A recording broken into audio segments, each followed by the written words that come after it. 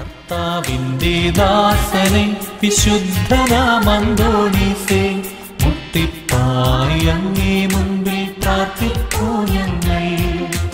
കർത്താവിന്റെ ദാസനെ വിശുദ്ധനാമന്തോണീസേ, മുട്ടിപ്പായി അങ്ങേ മുൻപിൽ പ്രാർത്ഥിപ്പൂ.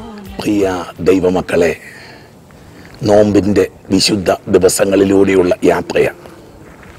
ദൈവവചന ധ്യാനവുമായിട്ട് ഇരുന്നപ്പോൾ ഈ നോമ്പ് തന്ന ഒരു വലിയൊരു ബോധ്യം ഇങ്ങനായിരുന്നു.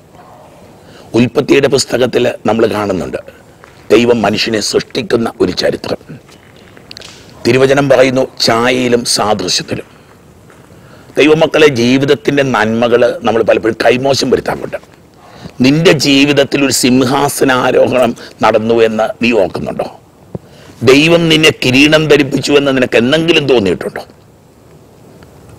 വാസ്തവത്തിൽ ഉൽപ്പത്തി പുസ്തകം മനുഷ്യനെ പറ്റി പറയുന്ന അങ്ങനെയാണ്. വീണ്ടും മനുഷ്യൻ്റെ ഒരു യാത്രയുണ്ട്. ആ സിംഹാസനത്തിൽ താഴേക്ക് താഴേക്ക് താഴേക്ക് മനുഷ്യൻ പോവുക. പർദീസ ഇന്ന് വെളിയിലാക്കി നമ്മൾ തുടർന്ന് ധ്യാനിക്കും. അത് ഇതിൻ്റെ അങ്ങേയറ്റം, ബൈബിളിൻ്റെ അങ്ങേയറ്റം നിൽക്കുമ്പോൾ എവിടെയാണ് നിൽക്കുന്നത്? വീണ്ടും അതേ സിംഹാസനത്തിൽ ഈശോയോടൊപ്പം ഇരിക്കുന്ന, രാജകീയ കിരീടം വെച്ചിരിക്കുന്ന ഒരു ദൈവ പൈതൽ.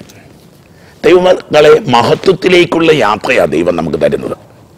ഈ ഒരു വിഷയം നമ്മുടെ മനസ്സിൽ എന്നും ഉണ്ടാവേണ്ട ഒരു വിഷയമാണ്. പൗരോഹിത്യത്തിലാണെങ്കിലും സന്യാസത്തിലാണെങ്കിലും കുടുംബജീവിതത്തിലാണെങ്കിലും ഏതു ജീവിത മേഖലയിലൂടെ നടക്കുന്ന വ്യക്തിയാണെങ്കിലും ദൈവ പൈതലെ, ദൈവത്തിൻ്റെ പരിശുദ്ധാത്മാവ് ഓർമ്മിപ്പിക്കുന്ന, നമുക്ക് തിരുവചനത്തിലേക്കൊന്ന് കടന്നുപോയെല്ലാം. ഉൽപ്പത്തി പുസ്തകം 1-ാം അധ്യായത്തിൻ്റെ 26-ാം വാക്യം, ദൈവം വീണ്ടും അരുളി ചെയ്തു, നമുക്ക് നമ്മുടെ ഛായയിലും സാദൃശ്യത്തിലും മനുഷ്യനെ സൃഷ്ടിക്കാം. ജീവിതത്തിൽ എന്തൊരു മഹാഭാഗ്യമായത്! ദൈവങ്ങളുടെ ജീവിതം ഒന്നുമില്ലെങ്കിലും ഈ ഒരു കാര്യത്തെ പ്രതി നമ്മൾ ദൈവത്തെ സ്തുതിക്കണ്ടേ. ഒരു മനുഷ്യനായി, മനുഷ്യന് ദൈവത്തിൻ്റെ ഛായ, ദൈവത്തിൻ്റെ ഭാവമാണ്, ദൈവത്തിൻ്റെ സ്നേഹമാണ്, ദൈവത്തിൻ്റെ കരുത്താണ് ദൈവം മനുഷ്യന് തന്നിരിക്കുന്നത്. ചില മനുഷ്യരൊക്കെ ജീവിതത്തിൽ പ്രവർത്തിക്കുന്നത് കാണുമ്പോൾ നമുക്ക് അങ്ങനെ തന്നെ തോന്നാറില്ലേ, എന്തൊരു കരുത്ത്! ചില മനുഷ്യർ വളരെ ബലഹീനരെന്ന് തോന്നുന്ന മനുഷ്യർ, അവർ ചെയ്യുന്ന ചില നന്മകൾ, ഇത് ദൈവം ഇറങ്ങി വന്നതാണോ? ഈ ദിവസങ്ങളിൽ പത്രങ്ങളിലുമൊക്കെ പ്രത്യക്ഷപ്പെട്ട ഒരു മകള് ദയാഭായി, ഒരു എന്താ പറയുന്നത്, ചിലപ്പോൾ ഇത് കേട്ടെന്നും വരും, ദയാഭായി ചിലപ്പോൾ കേട്ടെന്നും വരും. ഇത് അതുകൊണ്ട് ഞാൻ സൂക്ഷിച്ച് വർത്താനം പറയണല്ലോ. ഒരു വല്ലാത്തൊരു രീതിയിലുള്ള വസ്ത്രധാരണവും വല്ലാത്തൊരു രീതിയിലുള്ള നടപ്പും ഒക്കെയുള്ള ഒരു സിസ്റ്റർ. പക്ഷെ അവരുടെ കരുത്തെന്താണ്? ഞാൻ പലപ്പോഴും അത്ഭുതപ്പെടാറുണ്ട്. പഴയ നിയമത്തിൽ നമ്മൾ വായിച്ചെടുക്കുന്ന പ്രവാചകന്മാരെക്കാളും വലിയൊരു കരുത്ത് ആ എളിയ സഹോദരിയിൽ ദൈവം പ്രകടമാക്കുക. ദൈവം ആ മകളിൻ്റെ മനസ്സിൽ ഇങ്ങനെ വല്ലാതെ നിറഞ്ഞു നിൽക്കുന്ന, ഒരുപക്ഷെ ഈ കാലഘട്ടത്തിൽ ഇത്രയും ക്രിസ്തുവിനെ വഹിക്കുന്ന ഒരു വ്യക്തി, മലയാളം പറയുന്ന ഒരാളുണ്ട്. ഞാൻ കഴിഞ്ഞ ദിവസം പ്രസംഗത്തിൽ പറഞ്ഞ പോലെ, മലയാളം സംസാരിക്കുന്നതിൽ ഈശോയെ ഇത്രയും പ്രതിഫലിപ്പിക്കുന്ന ഒരു വ്യക്തി ഉണ്ടോ എന്നെനിക്ക് സംശയമുണ്ട്. ഒരു സാധാരണക്കാരി കന്യാസ്ത്രീ ഏതോ മഠത്തിലായിരുന്നു.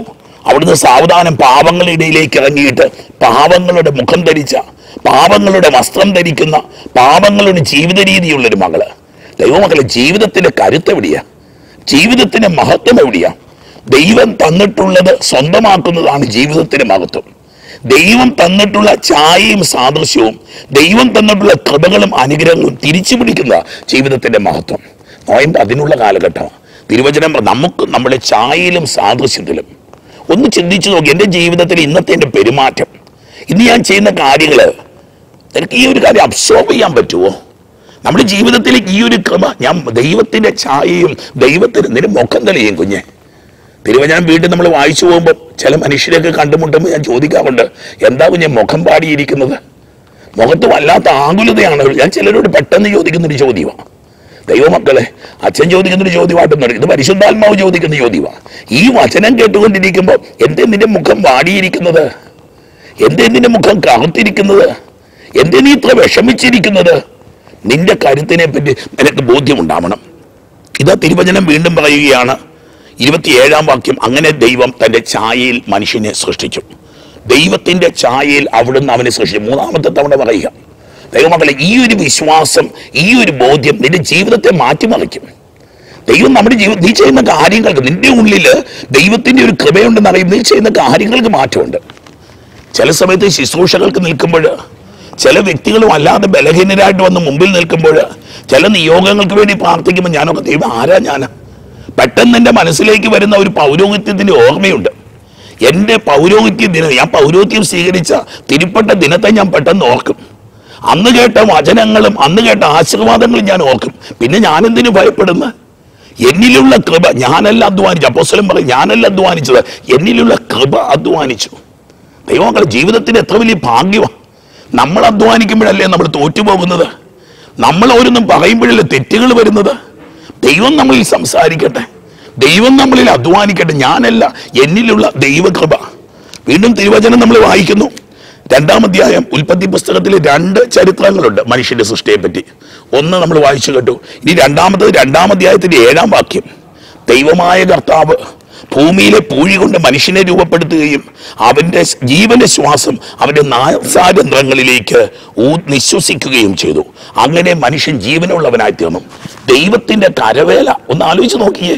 Who made you? Who is your creator? And who is your father? That makes a difference. ജീവിതത്തിൽ എപ്പോഴും രാവിലെ ഉണരുമ്പോൾ ചിന്തിക്കേണ്ട ഒരു ചിന്ത ഇതാ, എന്നെ ആരെ സൃഷ്ടിച്ചത്? അവൻ സൃഷ്ടിച്ചെങ്കിൽ അവനെ എന്നെപ്പറ്റി അവന്റെ ജീവനാ എന്നിലുള്ളത്. അവൻ ജീവൻ എൻ്റെ നാസാരന്ധ്രങ്ങളിലേക്ക് വിശ്വസിച്ചു എന്നാ. ദൈവത്തിന്റെ ജീവൻ നിന്നിൽ കുടികൊള്ളുക. Irresistible power. Nobody can resist you, nobody can defeat you. അങ്ങനത്തെ ഒരു പവറുണ്ട്, അങ്ങനത്തെ ഒരു ശക്തിയുണ്ട് മക്കളെ. അനേകം മക്കളുടെ മേലെ ഈ വചനം പറഞ്ഞു കൊടുത്തു കഴിയുമ്പോൾ അവർ ശക്തിപ്പെടുന്നത് കണ്ടിട്ടുണ്ട്. ഈ ഒരു അഭിഷേകം ഈ ദിവസം സ്വീകരിക്കണ്ടേ. തിരുവചനം വീണ്ടും പറയുന്നു, അവിടുന്ന് അവനെ ജീവനുള്ളവനായി സൃഷ്ടിച്ചു. ദൈവമക്കളെ, ദൈവത്തിന്റെ ജീവൻ സ്വന്തമാക്കാൻ ഈ ദിവസം ഈ ഒരു ധ്യാനത്തിൽ ഈ നോയമ്പിലേക്ക് നമ്മൾ പ്രവേശിക്കുന്ന സമയത്ത് ഈ ഒരു അനുഭവം, ദൈവത്തിന്റെ മകൻ മനുഷ്യൻ, ആദ്യ മനുഷ്യനാണ്. ബൈബിൾ പണ്ഡിതന്മാർ പറയുന്നു, ഒരു രാജാവിന്റെ ചരിത്രമാണ് ആദ്യ മനുഷ്യന്റെ കഥ.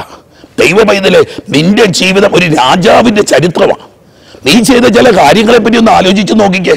ഇതെങ്ങനെ സംഭവിച്ചു എന്ന് നീ അത്ഭുതപ്പെടുന്ന രീതിയിൽ ദൈവം നിന്നിൽ പ്രവർത്തിച്ചില്ലേ? അവന്റെ കരുണയും അവന്റെ സ്നേഹവും അവന്റെ ശക്തിയും നിന്നിൽ പ്രകടമായപ്പോൾ നീ ഒരു വിസ്മയമായി മാറി, നീ ഒരു അത്ഭുതമായി മാറി. നോമ്പിന്റെ ഈ ദിവസം നിന്റെ യാത്രകൾ വിസ്മയമാവട്ടെ.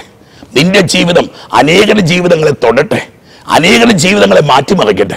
ഈ നിമിഷങ്ങളിൽ നമുക്ക് പ്രാർത്ഥിക്കാം. കർത്താവേ, നീ തന്ന മുഖം, നീ തന്ന ഛായ, നീ തന്ന പ്രകാശം അത് സ്വന്തമാക്കാൻ, കരുത്തോടെ ജീവിക്കാൻ സൃഷ്ടിച്ച കർത്താവ് പറഞ്ഞു ആധിപത്യം ഉണ്ടാവട്ടെ. കർത്താവെ, എന്നെ പലതും കീഴ്പ്പെടുത്തുക. ഈ കാലഘട്ടത്തിൽ ഈ നോമ്പ് ഞാൻ കീഴ്പ്പെടുത്തുന്ന കാലമാവട്ടെ. ലോകത്തിന്റെ ആസക്തികൾ, ലോകത്തിന്റെ സുഖങ്ങൾ, എൻ്റെ ജഡമോഹങ്ങള്, എൻ്റെ ജീവിതത്തിന്റെ താല്പര്യങ്ങള്, സ്വാർത്ഥത ഒക്കെ എന്നെ കീഴ്പ്പെടുത്തുക. കർത്താവെ, give me the power that I may conquer egoism, selfishness, sinfulness, bodily pleasures. കർത്താവെ, നിന്റെ കൃപ മക്കളിലേക്ക് ഒഴുക്കണമേ. ഈ മക്കൾക്ക് വേണ്ടി പ്രാർത്ഥിക്കുന്നു, ഈ കുടുംബങ്ങൾക്ക് വേണ്ടി പ്രാർത്ഥിക്കുന്നു, രോഗികളായവർക്ക് വേണ്ടി പ്രത്യേകം പ്രാർത്ഥിക്കുന്നു. വിശുദ്ധ കുരിശിന്റെ അത്ഭുത ശക്തി ക്യാൻസർ രോഗികളിലേക്ക് ഒഴുകട്ടെ, മാനസിക രോഗികളിലേക്ക് ഒഴുകട്ടെ, ദൈവമേ തകർന്ന കുടുംബ ബന്ധങ്ങളിലേക്ക് ഒഴുകട്ടെ.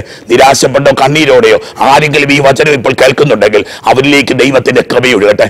യുവതി യുവാക്കന്മാരുടെ മേൽ കൃപയൊഴുകട്ടെ, കുഞ്ഞു മക്കളുടെ മേൽ കൃപയൊഴുകട്ടെ. ഇന്ന് സർജറികൾക്ക് വിധേയരാകുന്നവര്, ഇന്ന് ഹോസ്പിറ്റലുകളിലേക്ക് പോകുന്നവര്, ഇന്ന് പരീക്ഷയ്ക്ക് പോകുന്നവര്, ഇന്റർവ്യൂകളിൽ പങ്കെടുക്കാൻ പോകുന്നവര്, സാമ്പത്തികമായിട്ട് വലിയ ഞെരുക്കങ്ങൾ, ജപ്തി നോട്ടീസുമായിട്ട് വേദനയോടെ ഇരുന്നവര്, ഇന്നലെ കിടന്നിട്ട് ഉറക്കം കിട്ടാതെ പോയവര്, ഓ കർത്താവെ, അങ്ങയുടെ വിശുദ്ധകരം ഈ മക്കളുടെ മേൽ ഉണ്ടാവണമേ. ഉണർത്തണമേ കർത്താവെ. ഒരിക്കൽ കൂടി അങ്ങയുടെ ആത്മാവിനെ ഞങ്ങളുടെ മേൽ നിശ്വസിക്കണമേ. പിതാവിന്റെയും പുത്രന്റെയും പരിശുദ്ധാത്മാവിന്റെയും നാമത്തിൽ ആമേൻ.